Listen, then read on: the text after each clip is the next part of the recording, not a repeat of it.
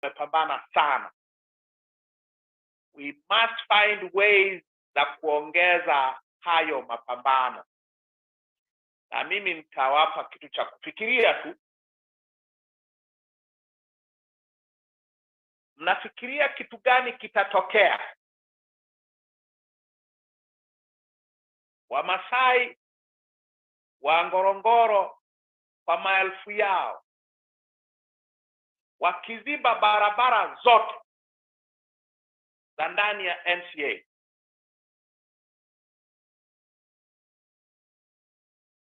Nafikiri kitu gani kitatokea?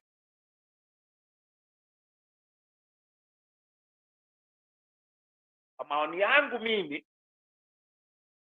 kama kuna kitu ambacho lazima kitaleta international attention kwa namna isiyo ambayo haiwezi kuzuilika, ni peaceful protest inside Ngorongoro. Wamasai hawasikilizwi, watalii. We can mobilize kila mtu anayeishi Ngorongoro, mama, bibi, babu, watoto, kila mtu, kwa namna ambayo tumefanya mikutano endless na wengine, tukafunga barabara zote zile. Nafikiri kitu gani kitatokea? Na ikajulikana, isifanyike gizani, isifanyike kimya kimya, ijulikane. What do you think will happen?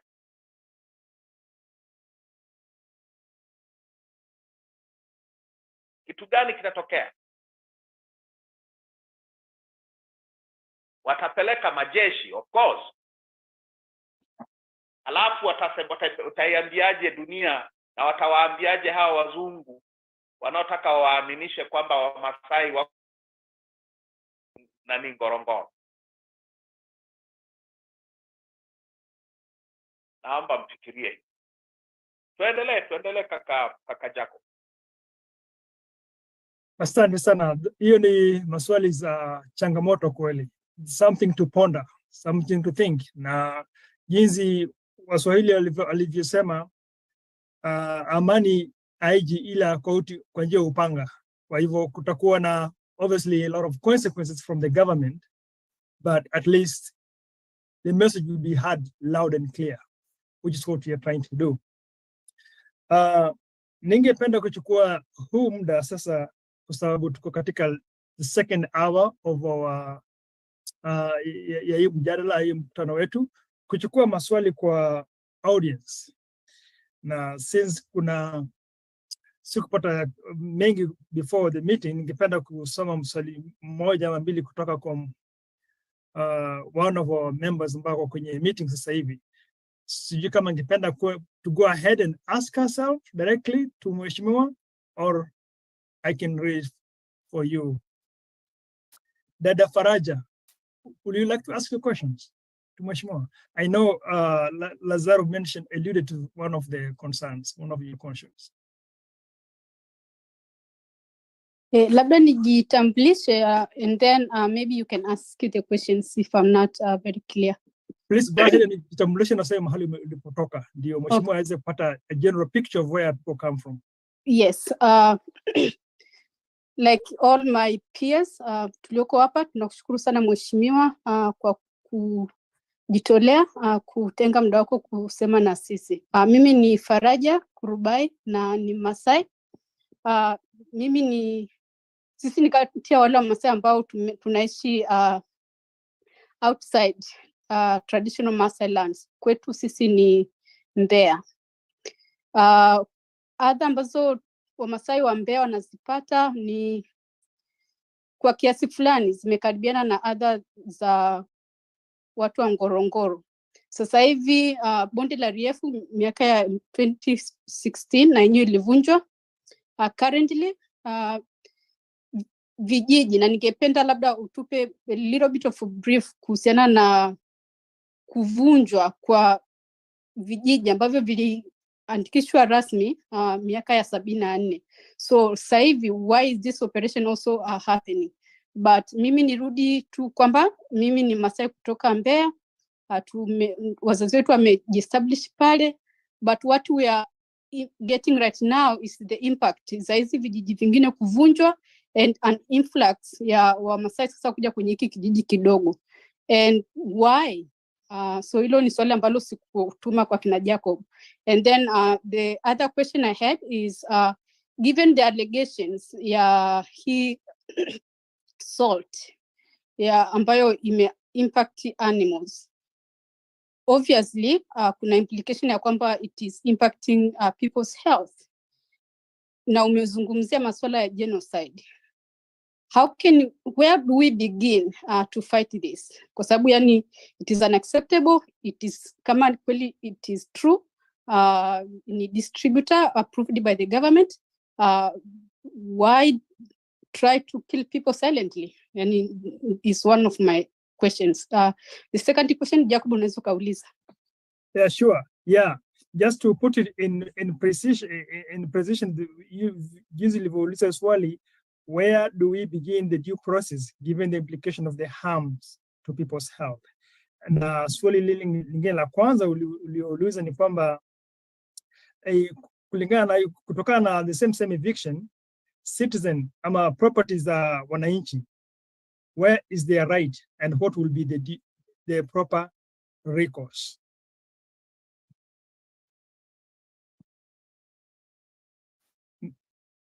Maybe kabla tukichukua swali kutoka kwa watu wengine naona wanainua mikono, maybe it will be good.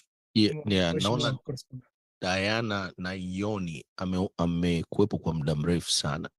Kama unaweza akauliza swali na Diana na Yonoi.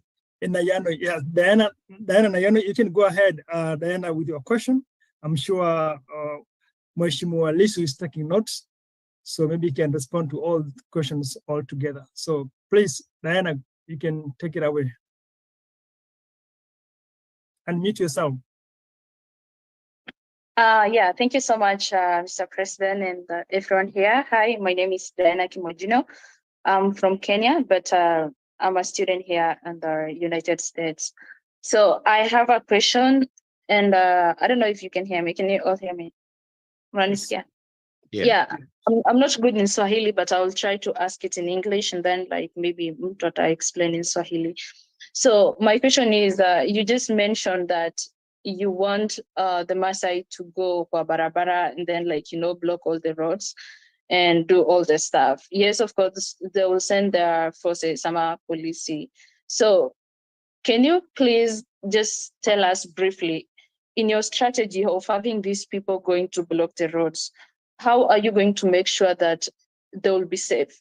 Because tukianza kuchukua wamama, watoto, vijana, waende kwa barabara, and then the government itume mapolisi sao, how sure are we that these people are going to be safe, and what strategy are you going to use to make sure that all these people are safe? The second question is that now we saw the government, and personally I read it through the news, na niliona kutoka kwa news that we had the people sent from the United Nations wakuje waende wakaangalie pale where the evictions ilikuwa inafanyika, and then the government was taking too long to let them go do whatever they were sent to do. As an opposition leader, as a leader, mwenye you standing with the people, what are you doing to make sure that all the information, all the things that the Masai are going through is heard? Just apart from using the social media accounts, of course you can use the social media accounts, but the government is just the government. They can still do whatever they can do to pull down all this, but utafanya aje ikuwe ni long term, kitu yenye itakuwa hard, itakuwa seen by the people around the world. Thank you. Thank you, Diana, for your question. We will let Mheshimiwa Lissu respond to this question before we take further questions.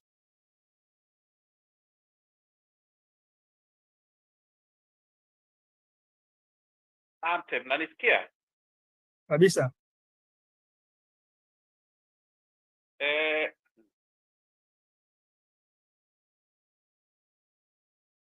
Haya maswali nisemaje? Katika miaka yote ambayo nimefuatilia mimi binafsi, nimefuatilia struggle ya Wamasai wa Ngorongoro. Sijawahi kuona kipindi ambacho Wamasai wamekuwa mobilized on such a scale as we are seeing now. Sijawahi kuona maandamano na mikutano ya hadhara ambayo wananchi wa Ngorongoro wamefanya mwaka huu na mwaka jana. Kwa hiyo mtu akiniuliza tunaanzia wapi, ni lazimu niulize mnaishi wapi. Kama mnazungumza tunaanzia wapi, maana yake ni kwamba hamuoni hiki kinachoendelea. And I don't want to believe kwamba hamjaona hii mobilization ya mwezi uliopita tu, wakati mimi nimezuiliwa Karatu. Wamasai kwa maelfu walikuwa Endule, wamemobilize Endule. Kwa hiyo sio mahali pa kuanzia, kuna shughuli inaendelea tayari, na shughuli inaendelea kwa namna ambayo haijafanyika miaka yote hii. Miaka yote kwenye mikutano, kwenye seminars, kwenye nini, tumeandika vitabu. We have never seen the Masai population of Ngorongoro mobilized as they are now. Kwa sio mahali pa kuanzia, ni namna gani tunajiunga kwenye hii harakati ambayo imeanza na inaendelea. Mapambano yanaendelea, na mimi niwaambieni kitu kikubwa ambacho kinanipa matumaini, kinanipa hope, ni kuwaona kina mama wa Kimasai wakiwa mstari wa mbele ndani ya Ngorongoro, kwa sababu serikali imetarget wanaume hawa, kina koko hawa mama zangu hawa. They have stepped on the forefront ya mapambano Ngorongoro. We should support them. We should support them any way we can. Hiyo ndio hope. Wanawake wakiingilia kwenye mapambano hatutashindwa, kwa sababu ukitarget wanawake itabidi uieleze dunia why. Inakuwaje serikali ina target wanawake ambao wanasema tu hatutaki kuondoka kwenye nchi yetu? Kwa hiyo dada Diana, unasema how will we ensure that they are safe? Are they safe where they are now? Kuna Masai yeyote ambaye yuko safe as we speak? Yupo? Au kwa sababu unasoma Marekani what is going on katika maeneo yetu?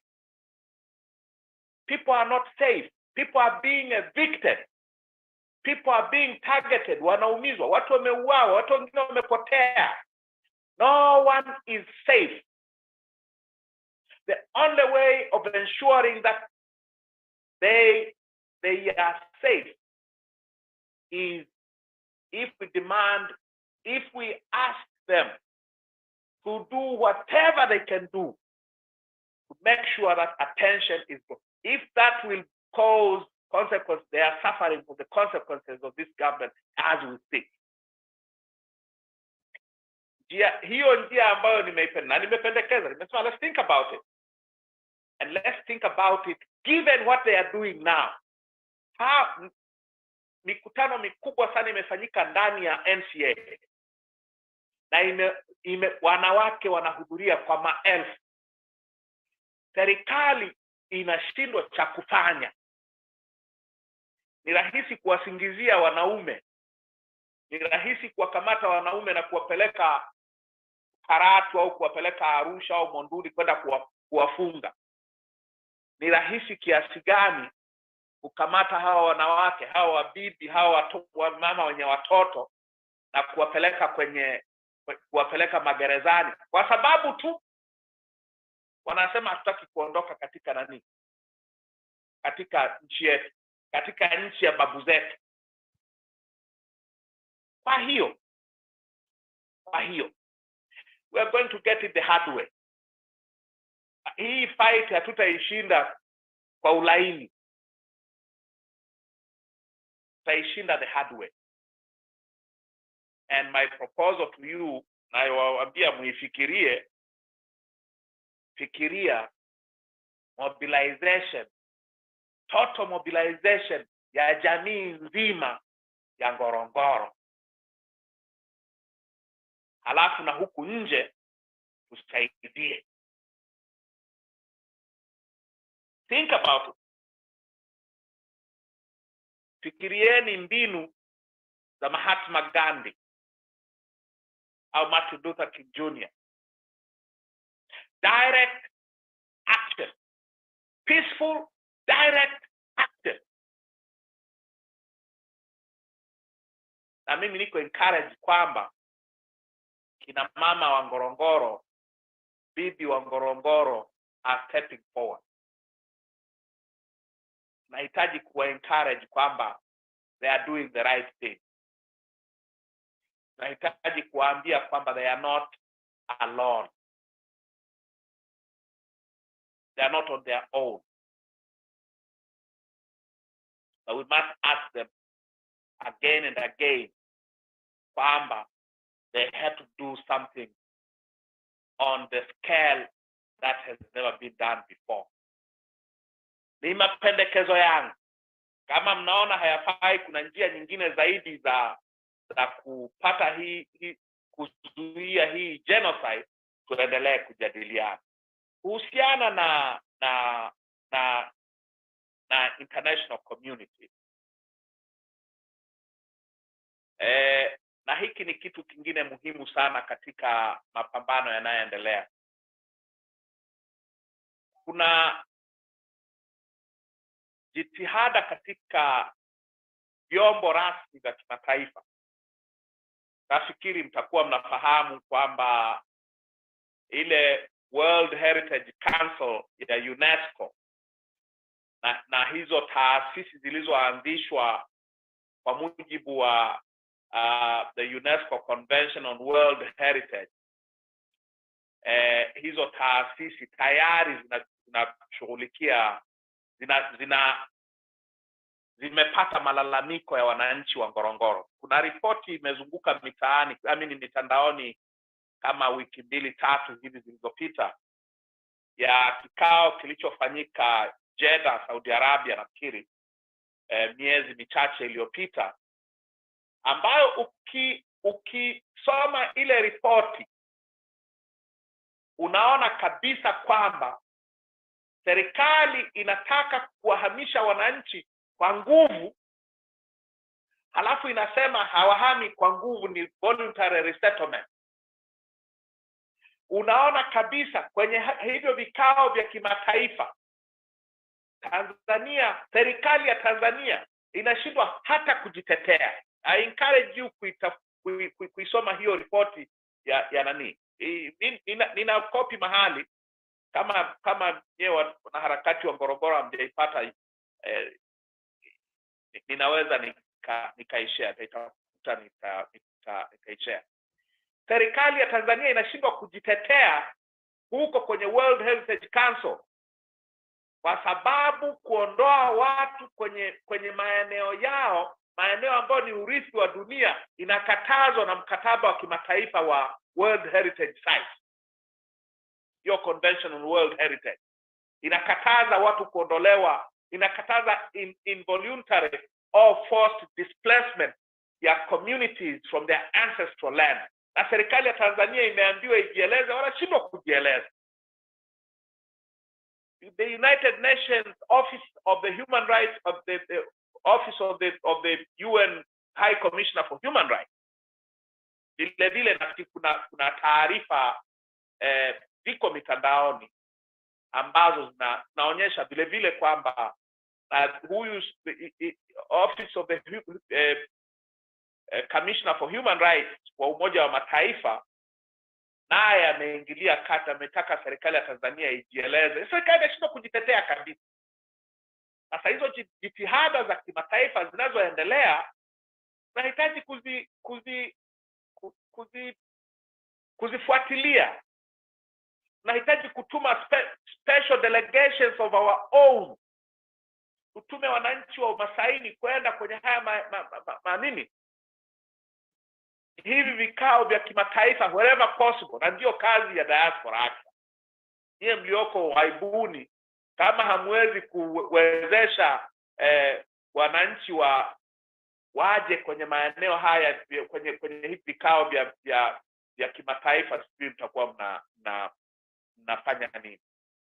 The Masai diaspora should facilitate interaction ya wananchi wa Ngorongoro na maeneo mengine ambao wanaathiriwa na hizi sera, kuja kueleza kilio chao katika haya mabaraza ya kimataifa. Ndio maana nasema I'm a bit surprised kwamba vitu kama hivi vinaendelea, alafu tunauliza tunaanzia wapi, wakati tayari kuna vitu vilishaanza vinaendelea. We have to kama hatujaingia kwenye harakati hizi, tuingie kwenye harakati hizi. Kama tupo kwenye hizi harakati, tufanye bidii zaidi. Shukrani Mheshimiwa Lissu. And just for records, ningependa kusema kwamba watu wa Madagascar walikuona wazi muda mchache baada ya ile visit tulimake kwenda Ngorongoro, I believe mwezi uliopita, either it was early September or August. Tulikuona video was shared soon after the event, wakati ukiongea na hao polisi ambao walikuwa wanakuzuia hapo barabarani.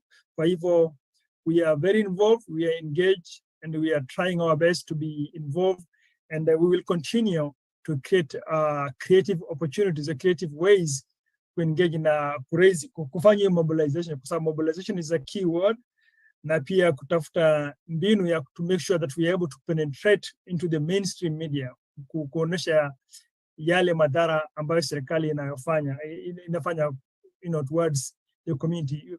Kama you described, hii ni genocide basically. It's like a silent genocide, and that's part of the reason why we are here as Madagascar. So thank you for the questions, for answering those questions, and tutaenda kuchukua maswali zingine kulingana na in the order of how people are raising their hands. Kwa hivyo Parkipon, go ahead and unmute yourself and ask your question. Uliza swali alafu tuende. Okay, nashukuru sana mwenyekiti. Mimi kwa majina naitwa Yasi Lazaro Moringe Parkipunyi, na namshukuru sana makamu mwenyekiti Mheshimiwa Tundu Lissu kwa kutoa muda wake kuweza kuzungumza na sisi. Kwa kweli inatupa faraja kubwa, kwa sababu mimi binafsi nimetokea Loliondo kama Lazaro mama sita alivyotangulia kusema, ambaye ni mume wangu, yeye ametokea Ngorongoro. Kwa hiyo tumekutana watu ambao tuna face matatizo kwa pande zote. Kwa hiyo nafikiri kama kuna watu ambao ni principal victim wa haya matatizo, nafikiri familia yetu inaongoza. Kwa mimi binafsi nafikiri mheshimiwa unamfahamu, na I'm very sure kwamba unamfahamu marehemu mzee Lazaro Moringe Parkipunyi, kwa sababu nakumbuka ulifanya naye kazi wakati ulipokuwa Liti, nakumbuka mkifanya kazi pamoja. Alikuwa mbunge wa kwanza wa Ngorongoro toka wilaya Ngorongoro ilipoanzishwa mwaka 1979. Kwa hiyo ndio father wa wilaya ya Ngorongoro. Kwa hiyo matatizo kama haya yote ambayo yamekuwa yakitokea kwenye wilaya ya Ngorongoro ambao umekuwa ukielezea, mimi toka nimezaliwa na toka nakuwa nimekuwa nikiyaona kuanzia level ya familia, kwa sababu yale ambayo alikuwa anapitia yeye ni sawa ambayo sasa hivi nimekuwa tukiyaona Chadema wanakuwa wakiyapitia, hasa we mheshimiwa Lissu, kwa sababu kama hizo attempt killing alishapitia nyingi. Kwa hiyo haya matatizo tunayoyapitia sasa hivi nafikiri bado yanawezekana kutatua kama ulivyotutia moyo kwa siku ya leo, na nashukuru kwa sababu tumeona kwamba hatuko yatima, uko pamoja nasi. Yeye hayupo, ametangulia mbele za haki, lakini uko pamoja nasi. Kwa hiyo mimi swali langu umejibu kwa sehemu moja au nyingine. Lilikuwa linalenga kwenye eneo la Ngorongoro NCAA ordinance ya mwaka 1959. Tumesikia katika hizi harakati zote zinazofanyika sasa hivi kuwaondoa Wamasai wa Ngorongoro, wana plani ya kupeleka katika bunge letu ili hiyo sheria ikafanyiwe amendment ili Wamasai waweze kutolewa kisheria, ili wasiweze kucomplain kwa namna yoyote na wasiweze kupata compensation yoyote. Nimesikia umeeleza kuhusu international heritage ya UNESCO kwa Ngorongoro, na nafahamu kwamba inabeba vitu vitatu, inabeba tourism, inabeba Wamasai wenyewe wanaoishi Ngorongoro na wanyama.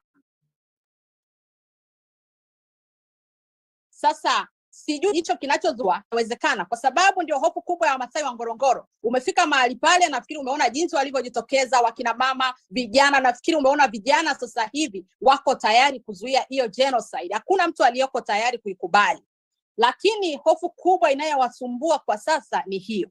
Kwa hiyo nilikuwa naomba utufafanulie, kwa sababu najua wewe ni mwanasheria tena nguli ambaye unaelewa mambo ya international laws. Tunaomba utueleze kwamba je, hilo linawezekana? Alafu swali langu la pili ni kitu kinacho irritate binafsi kwa muda mrefu sana, na ni kuhusu intellectual property ya mavazi yetu ya Kimasai na mila na desturi zetu za Kimasai. Kwa sababu we binafsi umetamka, umesema kwamba watu wa Tanzania, wa serikali ya Tanzania na watu wake wakienda kwenye international events za tourism wanatumia shanga, wanatumia nguo za Kimasai. Nafikiri sasa hivi ndio kama vazi la kitaifa Tanzania. Sasa nashangaa kwamba huwa anajiuliza binafsi, hata nikiona kwenye mitandao saa nyingine sipendi kuangalia, najisikia sana natamani yangu, kwa sababu haiwezekani ukawa unamchukia ng'ombe alafu unapenda maziwa yake. Unataka kuangamiza ng'ombe alafu unahitaji kunywa maziwa. Ni kitu ambacho hakiwezekani. Kwa hiyo mimi nafikiri swali ambalo nitaka nikuulize, je,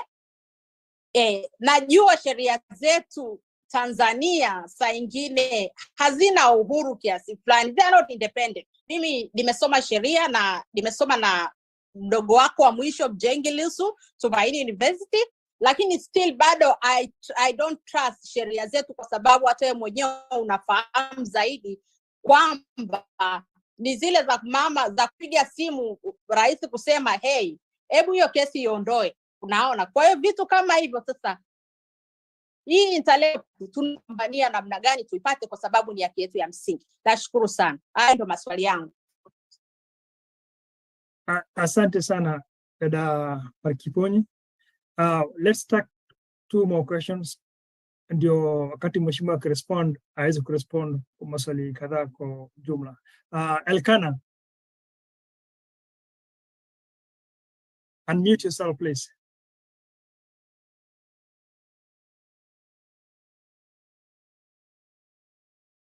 Tunaomba unmute.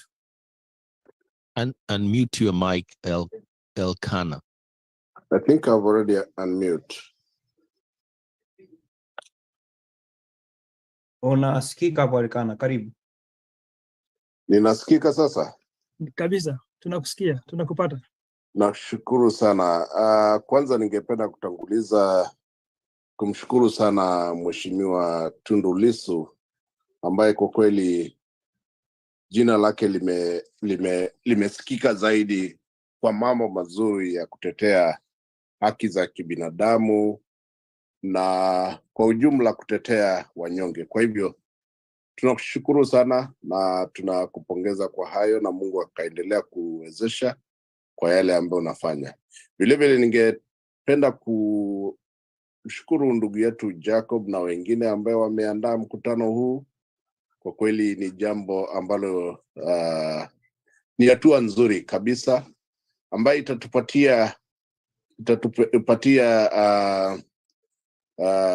mtazamo mkubwa zaidi wa kujua vile mambo yamefikia na mambo gani tunaweza kuchangia kwa namna kidogo yote, ili kuendeleza kuona kana kwamba tutapata faraja kwa jambo hili.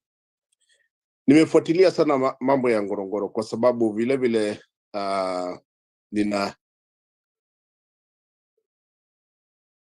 bado niko sawa? Yeah, tunakusikiza. Kwa sababu vile vile Ngorongoro ni kama nyumbani kwetu, kwa sababu familia yetu inaishi upande wa Loliondo vile vile, ingawa mimi natokea vile vile upande wa Kenya. Kwa hivyo ni jambo ambalo limekuwa la karibu sana kwangu kufuatilia mambo yanavyoendelea. Lakini mimi ningependa kuelekeza kwanza swali langu. Najua kuna watu ambao wanasemekana wameshahamishwa kuelekea sehemu ile ambayo wanaita Msomera. Mheshimiwa Tundu Lissu amezungumzia roughly the estimate ile ya watu ambao wanatarajiwa kuhamishwa kutoka Ngorongoro kupelekwa upande ule wa Msomera. Akasema ni kama 100,000 kama sijakosea, ama zaidi ya 100,000. Je, kwa sasa katika mchakato huu wa serikali na katika njia zake ambazo wamefanya, kuna wale watu wako na estimates ama takwimu zile ambazo pengine watu ambao wameshahamishwa mpaka sasa, ama kiwango gani cha watu tayari wamehamishwa kwa hile wanayosema ni hiari, ingawa tunajua kwamba sio hiari, ili tuweze kujua kwamba hii kitu imeshakuwa na impact. Jambo lingine, kama hawa watu watakuwa wamehamishwa kwa kiwango kikubwa, kama tuseme ni 100,000 wanataka kuhamishwa, ikaja baadaye ikaonekana kwamba kama 50,000 imehamishwa, je, wakati tunapofanya haya mambo, michakato ya kutaka kusimamisha, when we want to really make our efforts to make sure that perhaps we mitigate or we stop these things, are we going to really to be able to still make sure that all these people come back from Somera to Ngorongoro to their ancestral land, or what are the measures that we're going to take? Wakati nikisikiliza michango, diaspora kweli bado ni kundi ambalo ni changa, ambalo linaendelea kukua, lakini tumekuwa ni watu ambaye tunajaribu kuchangamka katika mambo yetu. Nikaona ya kwamba hii sasa ninapeana kama ni is a suggestion. Mheshimiwa Tundu Lissu wamesema we also need to raise our voices. Whatever or whenever we are able, we need to raise our voices. Na sisi huku tuko katika nchi ambaye pengine inaheshimu pengine haki za binadamu. Tunaweza kutafuta njia ambazo tunaweza kupeleka petition katika sehemu ambazo zinastahili. Kama tunaweza kupeleka petition yoyote mahali ambayo inaweza kusikilizwa na kupokelewa na kuangalia, we can write the petitions about what is happening back there in Ngorongoro, because many people are not aware. Many people are ignorant of what is happening there. It's something that is happening under the water. Kwa hivyo kama ni kitu ambaye tunaweza sisi kama diaspora kukaa chini, hata tukatenga siku ambapo tunaweza kwenda mahali fulani kama ni ya serikali, tukawa tuna petition ambayo tunataka kupatiana serikali ama chombo kingine ambacho kinaweza kutusaidia kuendeleza ile sauti. Hilo ni jambo ambalo tunaweza kulifanya. Kwa upande mwingine, wale ambao kabisa wanatokea sehemu ya Ngorongoro kama ndugu yetu Lazaro, pengine na dada yetu pale, mke wake na wengine wengi, nafikiri kwa sasa hivi vile mheshimiwa amesema, wakati unataka kupigania haki yako, hautaki kujua kama utakuwa salama ama ni vipi. Haki hautajua tena kama utakuwa salama.